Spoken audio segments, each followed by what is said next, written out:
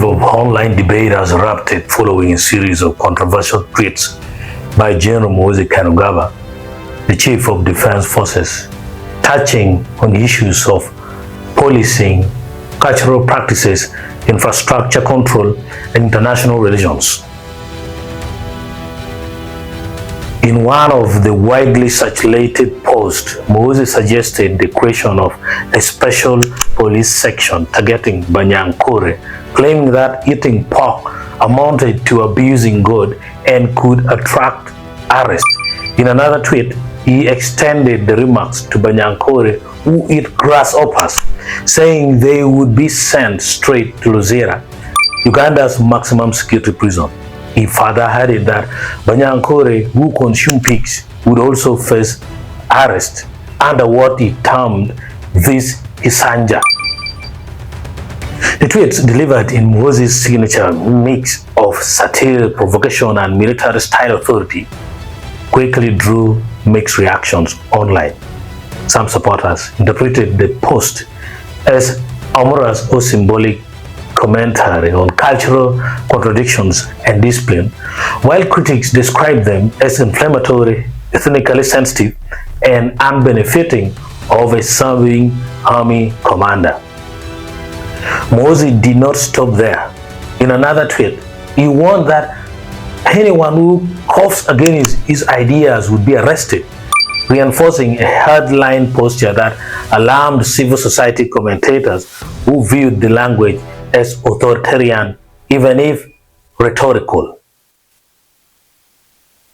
On governance and national development, Muhoozi revealed that he would push in the next high command for the Uganda People's Defense Forces (UPDF) to take over all infrastructure projects in Kampala. According to him, everything will be given to UPDF. The proposal that sparked policy debate about militarization of civilian development programs, procurement transparency, and institutional mandates. The general also weighed in on international solidarity, tweeting that Uganda welcomes black people in the United States who feel oppressed, adding that they could relocate to Uganda without visas. The statement resonated with Pan-African activists, but also raised questions about immigration policy, diplomatic signaling, and feasibility. Political analysts note that Muhoozi's social media presence has increasingly become a parallel communication channel on state power, often blending personal opinion, strategic signaling, and political messaging. His posts regularly trend across Ugandan digital spaces, influencing public discourse beyond traditional government communication structures. As reactions continue to pour in, observers say the tweets highlight the growing power and risk of military leaders shaping national conversations through informal digital platforms.